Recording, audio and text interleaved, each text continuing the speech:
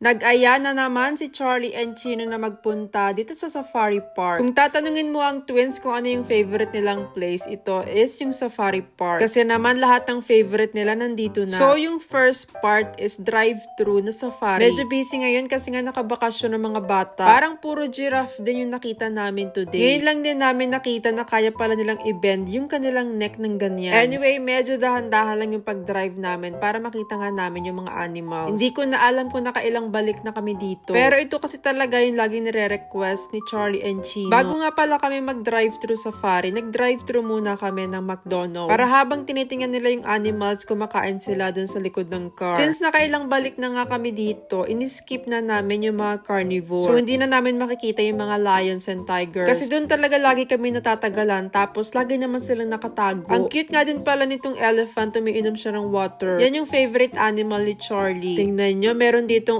ostrich na pagalagala. Para naghahanap siya ng food dun sa mga sasakyan. Hindi din maka-under yung mga car kasi tumitigil siya dun sa harapan. Kaya dito na lang muna kami nag-focus sa elephant. Maya-maya lang din, umalis na siya dun sa gitna. Tingnan nyo naman kasi, kala mo nagpa-fashion show. Diba? Nasa gitna pa talaga ng kalsada. Medyo nakaabante na kami, tapos nandito na yung madaming giraffe. Makikita nyo din sila dito tumatawid ng kalsada. And itong mga nasa gilid, mga hotel yan. Gusto sana naming magstay dyan, kaso medyo mahal. Siguro kapag may special occasion na lang. Per night kasi is mga 800 pounds. So, isang tulog nasa 65,000 na kaagad. Diba? Nakakapanghinayang din. Pero tingnan natin, baka this year matupad ang request ng twins. Imagine, pagising mo, ganito yung view. Diba? Baka ang twins hindi na pumasok dun sa room. Nabutan nga din namin yung mga giraffe dito na kumakain. Ito din sana yung itatry namin today. Kaso, may mga time lang pala to. Parang ang cool kasi kung nakasakay ka dyan tapos ilibot ng safari. Diba? Para maiba naman. Pwede mo nga din palang pakainin itong mga giraffe. Kaso, kailangan pa kasi namin maglakad. And since busy nga today, ang dami nagpapakain dun sa gilid. Nagpark na muna kami para makapasok dito sa loob. Actually, madami ditong animals. And yung bubungad talaga dito is yung penguin. Penguins naman yung favorite na animal ni Chino. Meron siyang plushie na katabi lagi matulog. And isa tong emperor penguin. Hindi na namin nilibot lahat ng animals. Pinuntahan na lang namin today yung mga favorite nila. Kasi nga, dead man na sila dun sa iba kasi ilang beses na nilang nakita. Si Charlie, sobrang hilig niya sa prehistoric animals. Kahit anong prehistoric animals pa yan, itanong mo at alam ni Charlie. Tuwang-tuwa nga siya nung nakita to kasi last time sarado tong part na to. So, nandyan yung Paraceratherium, Megatherium at iba pa. Basta si Charlie and Chino yung may alam na mga names nila. Sa akin kasi para magkakamukha lang naman yung mga yan. Kaya ako dito tamang aura lang muna habang naglilibot-libot. Next naman, meron ditong malaking mammo. Basta iba't ibang characters yan. At parang nga silang nasa snow kahit sobrang init. Parang before gumagalaw tong mga to pero ngayon parang hindi na. Na-heat stroke na ata yung mga animals. Gusto nga din daw ipet ni Charlie itong mga to. Tuwang-tuwa talaga ang bata kasi nga nakita niya ulit to. Pumasok din kami dito sa parang cave. And meron daw siya dito nakita na skull. Sunod naman itong favorite part ni Chino. Syempre, ano pa nga ba itong mga dinosaurs? Gets ko din naman kung bakit ito yung favorite place nila. Isipin mo nga naman lahat ng gusto nila nandito na. Buti na lang din, hindi to kalayuan sa bahay namin. Kaya anytime talaga kapag nagaya ang twins, pwede kami magpunta.